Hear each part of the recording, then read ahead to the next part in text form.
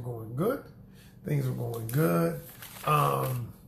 And, you know, you thought things were going well. And all of a sudden, it's like he just lost interest. He just lost interest. And you're like, well, what happened? You know, so today on today's show, I am going to tell you what happens. So I'm going to give you the 5 reasons why men lose interest. The 5 reasons why men lose interest on today's show. Now, women lose interest too. That's another show. So I'm going to talk about why men lose interest. So you're dating somebody, and then all of a sudden, you know, things are going well, you thought, and then something happens. All of a sudden, he was texting me, you know, he was, good morning, beautiful, you know, that kind of thing. And it was like calling, texting, you know, we're doing this, and that. And all of a sudden, it seems like he just backed away, kind of just backed away. And you're like, what the hell happened? What happened? What did I do? Is it me?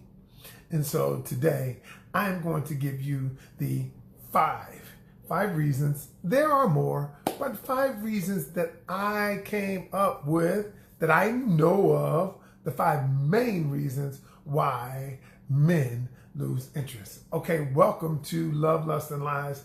I am your host, Ken Canion, and on today's show, we're going to talk about, just as I said, why men lose interest. Okay, so let's talk about, I coach a lot of people, y'all. I got a lot of clients.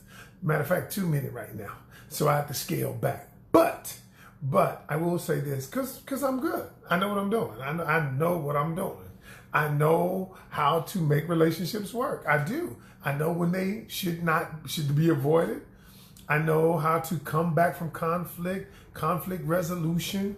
I know how to, you know, how you can attract the person of your dreams, what you should do if you listen.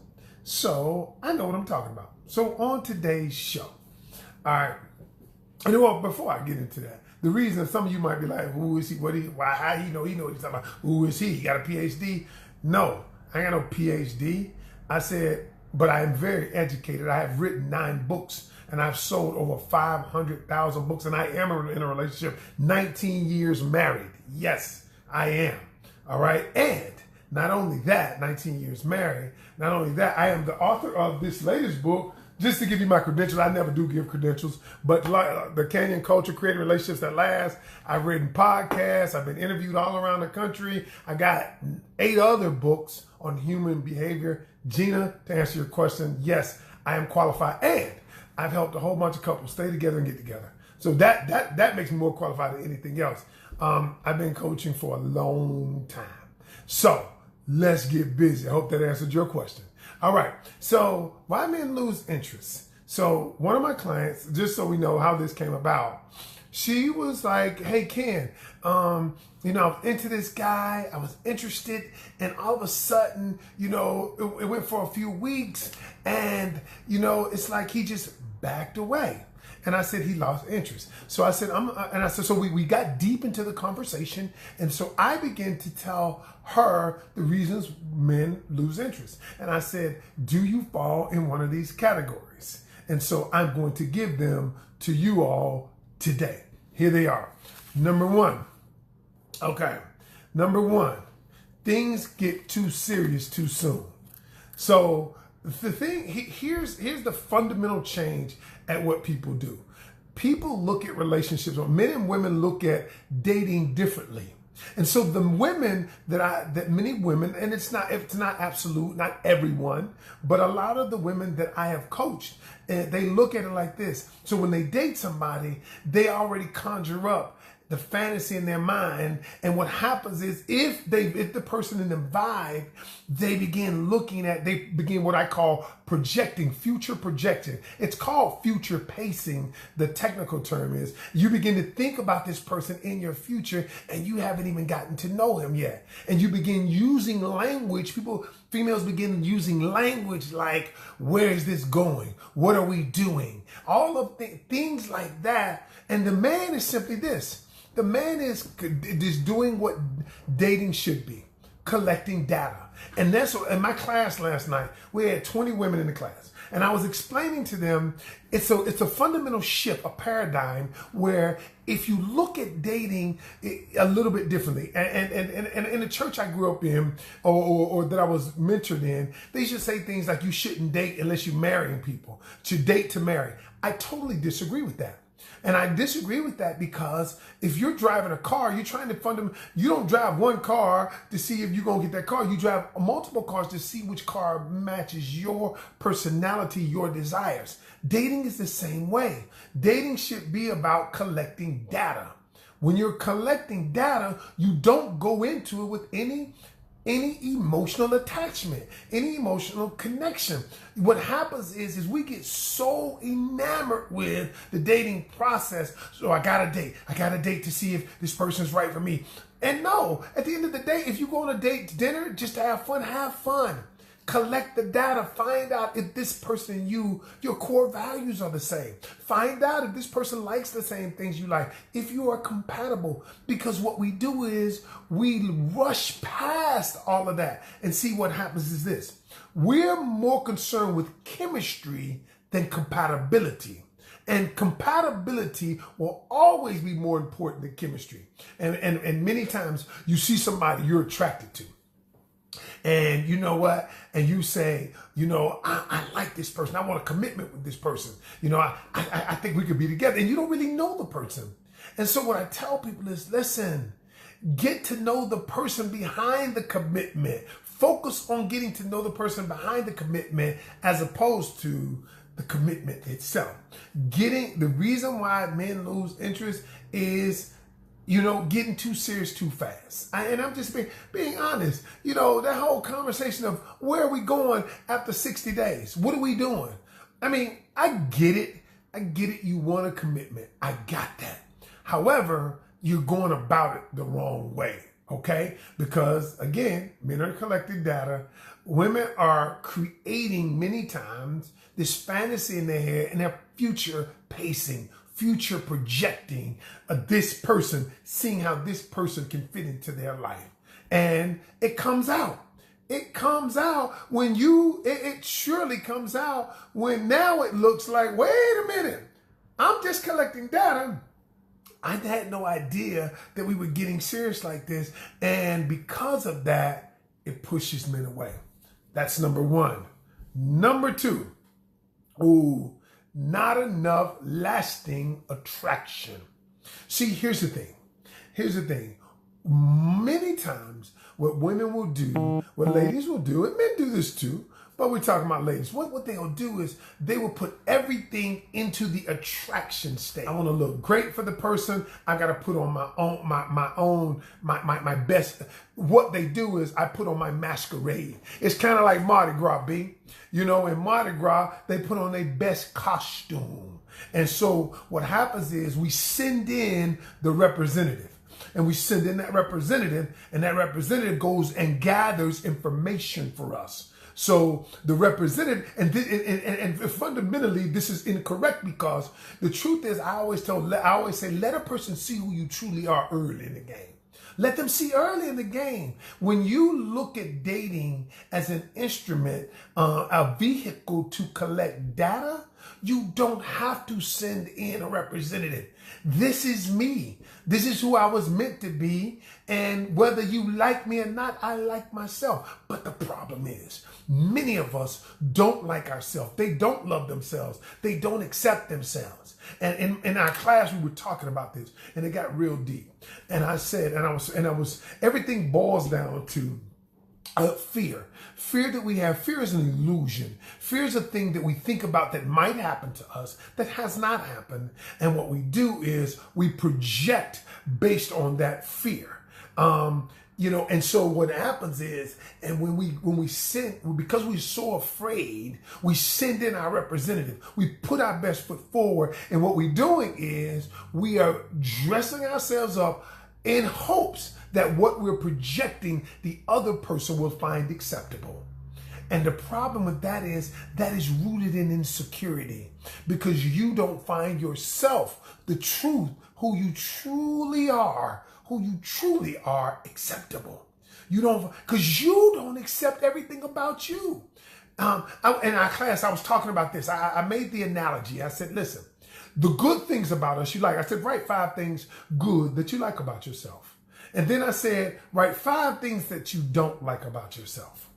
And then I said, 5 things you love or like, whichever. 5 things you don't like. 5 things you don't like. 5 things you like, 5 things you don't like. Now, here's what I said.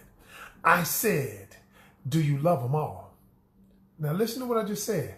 5 things you like, 5 things you don't. Do you love them all? They said, no, I don't love the things I don't love the things I don't like about myself. I said, well, if you don't love it, you don't accept it. Don't mean you don't want to have to change it. So if you don't love everything about you, even the bad things that I want to change, it's a part of me. When a parent has a child who does something they don't like, they don't stop loving them. But what we do is we only love a piece of ourselves. And because you only love a piece of yourself, how can you expect someone else to love all of you when you don't even love all of you?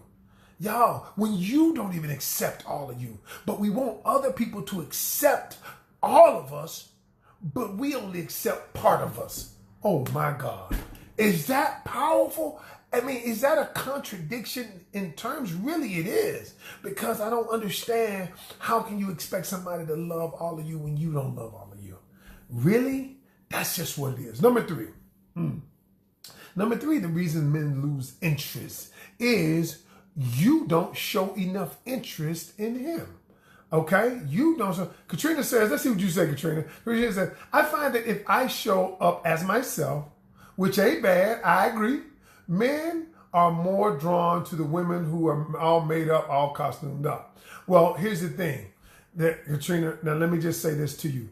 What that is you have to, and I'm gonna break this down as best I can.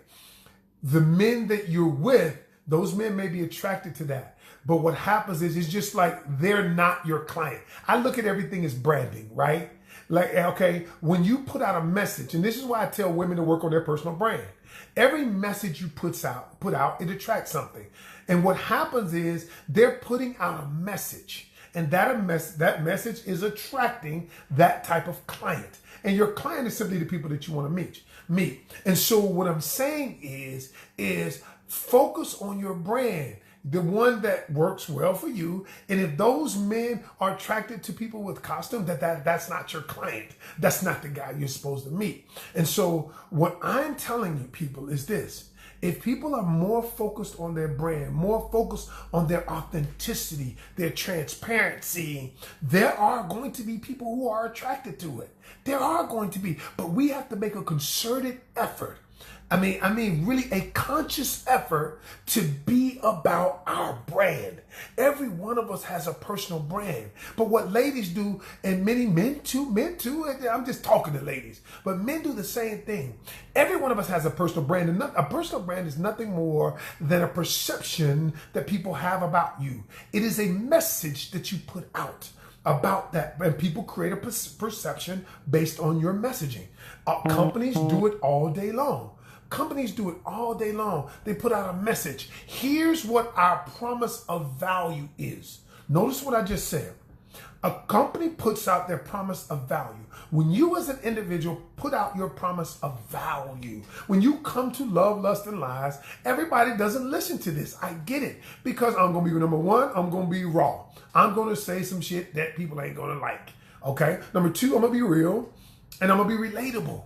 I'm going to be relatable to everybody. And so that doesn't resonate with everybody, but I'm not trying to get everybody. What people do is they're trying to attract everyone. Biggest mistake you can make. Bentley doesn't try to attract everybody. They only attract a few clients. They're not trying to attract the Ford F-150 lovers. They don't give a crap about them. And so what we're doing is we're going about it absolutely wrong. And so if people don't like you, so what? So y'all, last night in our class, we did something deep. We talked about rejection, and we talked about rejection so powerfully. And we talked about what rejection is and how to handle it. And y'all, because rejection is nothing more than a reaction inside of you. So, and I told him, I said, rejection is not real. It's only a reaction. It's a reaction to outside stimuli, to something someone else has done, and you're reacting internally towards it. Now, if you don't believe me, I said, watch this. And in class, I did this last night. I said, okay, ladies, you can take two guys. One guy who you really like. And the guy says, no, it's not working out. I'm going to move on. And I asked them, would you get rejected? And said, yeah, I feel rejected. And I said, well, okay. Well, hold on. Another guy says, you know what? I'm not feeling you, but you're not interested in him. You're not interested in him at all. He said, I ain't really feeling him. We got to walk away. I said, do you feel rejected? They say, no, I don't feel rejected. I said, it's the exact same scenario. The only difference is your reaction, what you internalize. So rejection does not come from an outside source. Rejection is an inward response to an outside stimuli.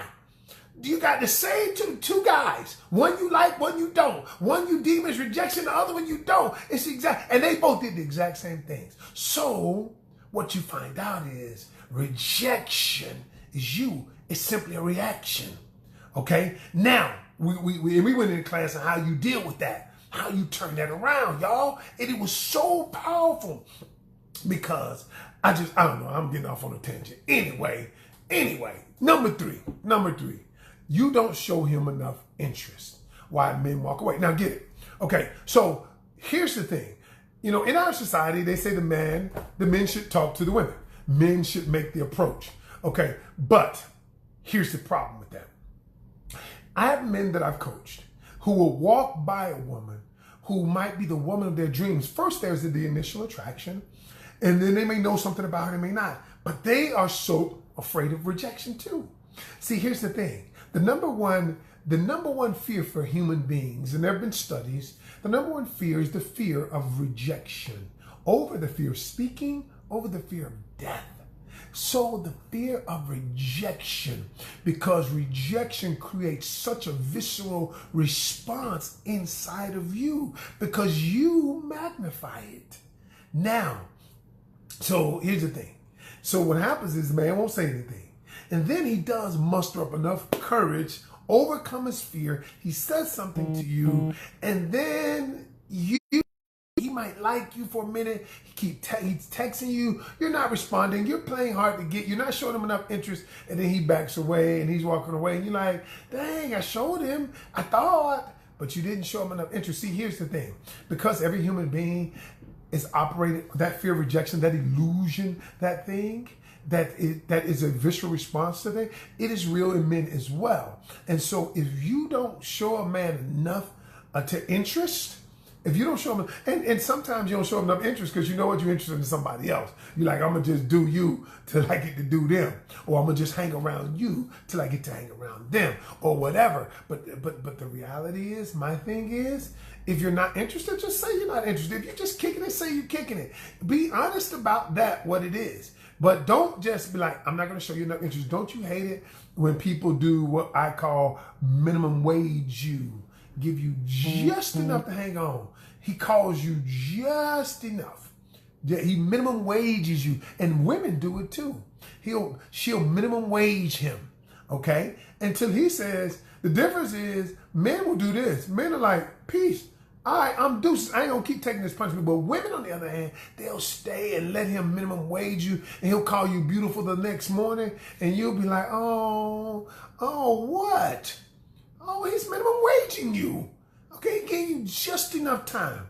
He's giving you just enough attention, just enough to keep you employed, to keep you on the hook, to keep you coming over 11 o'clock at night. That's not gonna work. So that's the same thing with men. If you don't give them enough attention, so it should be a balance in this. It should be a balance. It should be like a seesaw. If one person is over communicating, I always say don't invest more than the other party is willing to invest back. If they're not willing to call, I'm not calling. If they're not willing to communicate, I'm not willing to. If they're not willing to go out, whatever they're to the level they're willing to invest, I'm willing to invest. Okay? to the level. Yeah, Pam, I came up with that name about a few months ago because we did it. No, it was last year. We did a video and I was like, the truth is he's minimum waging you, giving you just enough money to keep you employed. I mean, how many people would work for minimum wage? Probably nobody on this call would work. Nobody under the sound of my voice right now would work for minimum wage. None of you would. None of you would. You think that's an insult, but you don't think it's an insult if the guy gives you that. Anyway, number 4. The fourth reason why men lose interest. Too much masculine energy. If a man wanted to be with a man, he'd be with a man.